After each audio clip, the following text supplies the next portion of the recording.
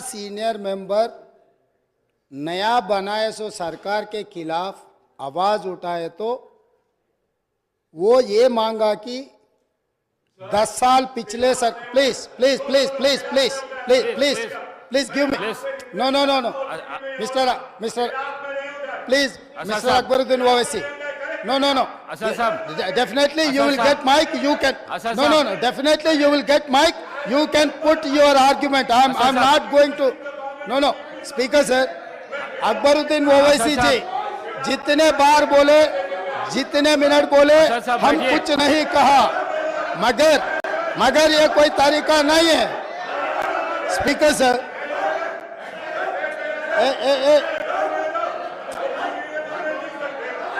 असर साहब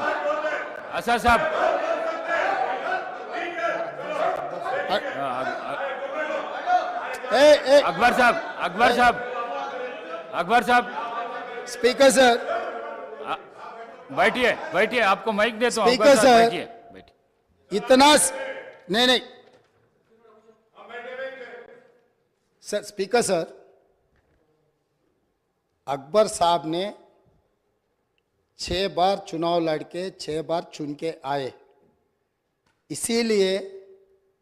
हमारे सरकार मेजॉरिटी मिलते ही अकबरुद्दीन ओवैसी जी को हम प्रोटेम स्पीकर बनाए हम जितना उनको वो पार्टी को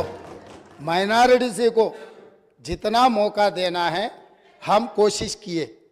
ये 1 minute yes because of your seniority this is not any out of turn quota we have respected your seniority and your experience that is what I wanted to clarify at the same time he has to respect colleague member he is also no seniority doesn't get any extraordinary powers seniority or juniority or first time or 10th time member her member के लिए एक ही तरह के हक होते हैं आपके अध्यक्ष में जितने भी 119 मेंबर्स है हर मेंबर के लिए एक ही तरीका का यहाँ पर मौका मिलना चाहिए एक्सप्रेस करने के लिए मौका देना चाहिए अगर कोई नया मेंबर कुछ मुद्दा उठाए तो सीनियर मेंबर सब्र करके उनको जवाब दिए तो ठीक रहेंगे तब वो कुछ सीखने के भी एक मौका मिलेंगे क्योंकि ये सभा में 57 न्यू मेंबर्स चुनाव लड़के जीत के आए जैसा अकबरुद्दीन ओवैसी साहब को लोग चुने डॉक्टर कवंपल्ली सत्यनारायण को भी लोग चुन के यहाँ भेजे किसी को बेइज्जती करने से अपना इज्जत बढ़ता बोल के कोई समझे तो बहुत अफसोस की बात है ये ऐसा चर्चा यहाँ पर हम लोग सब दोस्त है कलीग मेंबर्स है एक को दूसरे अगर हम इज्जत दिए तो ही लोगों के सामने अपना इज्जत बढ़ेंगे अपना एक्सपीरियंस के लिए भी एक शोभा देंगे और तीसरी बात speaker sir I wanted to reiterate the records जितने भी मेरे learner friend old city development के बारे में बहुत कुछ कहा मैं अप्रिशिएट करता हूं क्योंकि उनका रिकॉर्ड उनका एक्सपीरियंस ये सभा में रखने के लिए उनको मौका मिले आप माइक दिए साहब ने ये मौका को अच्छा उनके डेवलपमेंट के बारे में बोले मगर मैं एक बात बोलना चाहता हूं स्पीकर सर ट्रांसमिशन लॉसेस जितना तरक्की किए वो सरकार में था वो अलायंस पार्टनर है वो सरकार से अलग नहीं है बार बार यहीं से केसीआर साहब ने वहां से हमारे मित्र अकबरुद्दीन ओवैसी साहब ने ये कहा टीआरएस और एमआईएम का गठबंधन है हम लोग साथ में रहेंगे ये सरकार को मदद हम देंगे बोल के वहीं से अकबरुद्दीन ओवैसी साहब ने कहा तो हम लोग उनको अलग नहीं देख रहे वो और ये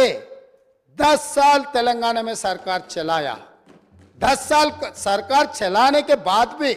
आपके ही सरकार में अब जितने भी मुद्दे उठाए और वो डेवलपमेंट नहीं हुआ आप जो बात हमारे सामने रखे हम जरूर ओपन माइंड से हम ओल्ड सिटी या न्यू सिटी को अलग अलग नहीं देखते वो शहर हमारे है 450 साल के शहर है वो शहर का शान बढ़ाना हमारी जिम्मेदारी है ओल्ड सिटी में जितना भी डेवलपमेंट के लिए अकबरुद्दीन ओवैसी एमआईएम पार्टी के नेता है ये पूरा मुस्लिम का जिम्मेदारी ले वाला नहीं है ये आम जनता हिंदूज भी उनको वोट डाले जहां पर चंद्रायन गुट्टा में पूरा मुसलमान वोटों से चुन के आए क्या? ओल्ड सिटी में जितने भी 7 एमएलए जीत कर आए, हिंदू का कोई किसी का वोट नहीं मिला एमआईएम को, यह बात कहना चाहता है। यह बात तो ठीक नहीं, अफसोस की बात है। सब लोग आपको वोट देके आपको चुना के इधर भी जाए। आप बोल रहे मुसलमान के आवाज दबाने के लिए कोशिश कर रहे। भाई आपके मुसलमान के रिप्रेजेंटेटिव जैसा नहीं देख रहे। ये तेलंगाना 4 करोड़ जनता के तरफ से आप चुन के आए, 4 करोड़ जनता के लिए आप रिप्रेजेंट करो। नहीं सर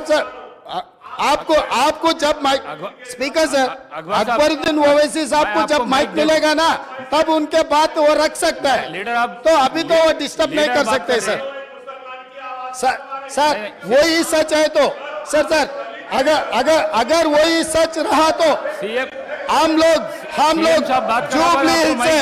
एक मुसलमान हिंदुस्तान के सबसे बड़ा खिलाड़ी अजहरुद्दीन ओवैसी को हम टिकट दिए।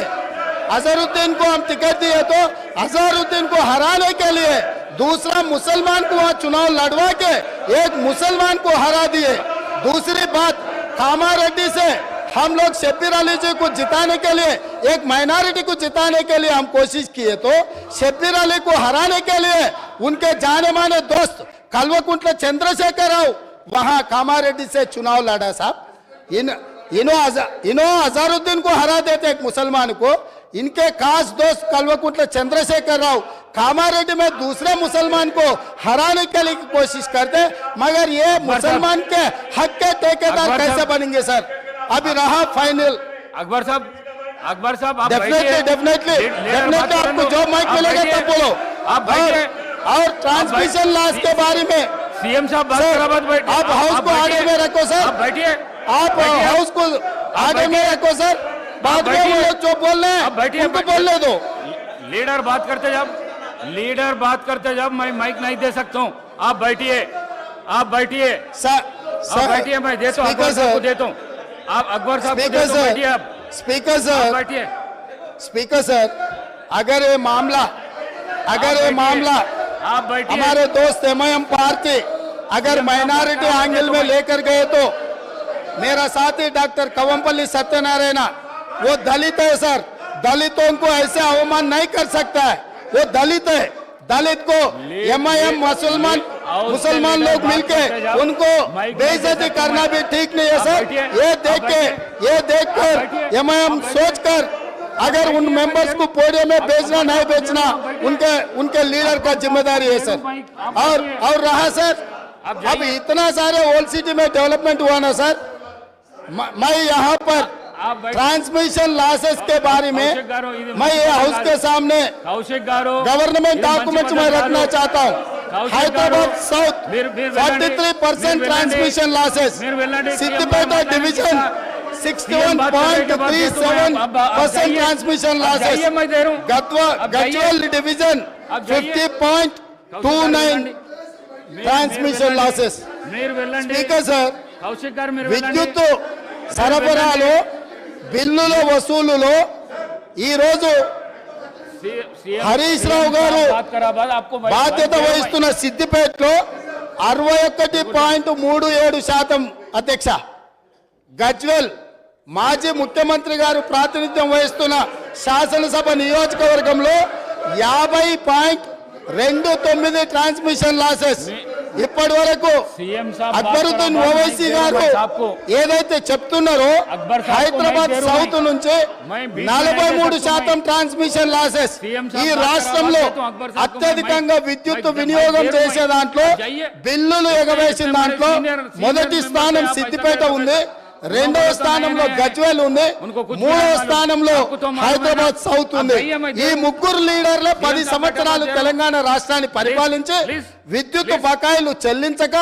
మొండి బకాయిలల్లా సిద్దిపేట, గజ్వేల్, హైదరాబాద్ సౌత్ ఉన్నది అధ్యక్ష।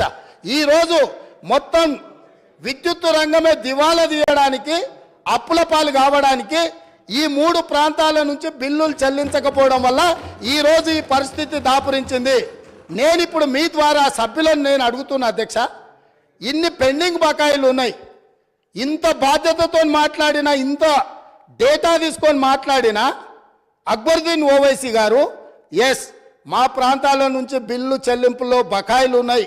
నేను హరీష్ రావు గారు అదేవిధంగా చంద్రశేఖరరావు గారు బాధ్యత తీసుకొని ఈ బిల్లులు చెల్లిస్తామని ఎందుకు ముందుకు రాలేదు సార్? ఇది పద్ధతే సార్? అదేవిధంగా స్పీకర్ సార్ ఇన్ని విషయాలు మాట్లాడినప్పుడు అక్బరుద్దీన్ ఓవైసీ గారు అంతకంటే ముందు జగదీశ్వర్ రెడ్డి గారు మాట్లాడుతూ రాష్ట్రంలో ఎక్కడైనా విద్యుత్ కోతలు ఉన్నాయా, ఏ రైతులైనా రోడ్డు మీదకి వచ్చి ధర్నా చేసిండ్రా, ఏ రైతులైనా విద్యుత్ రావడం లేదని అడిగినరా అని చెప్పి మాజీ మంత్రి జగదీశ్వర్ రెడ్డి గారు మాట్లాడినరు. వారి సమాచారం కోసం నేను చెప్తున్నా స్పీకర్ సార్, కామారెడ్డి ఎక్కడి నుంచి అయితే కేసీఆర్ గారు గెలవాలని వెళ్ళిపోయి ఎన్నికల్లో పోటీ చేసిండో ఆ కామారెడ్డిలో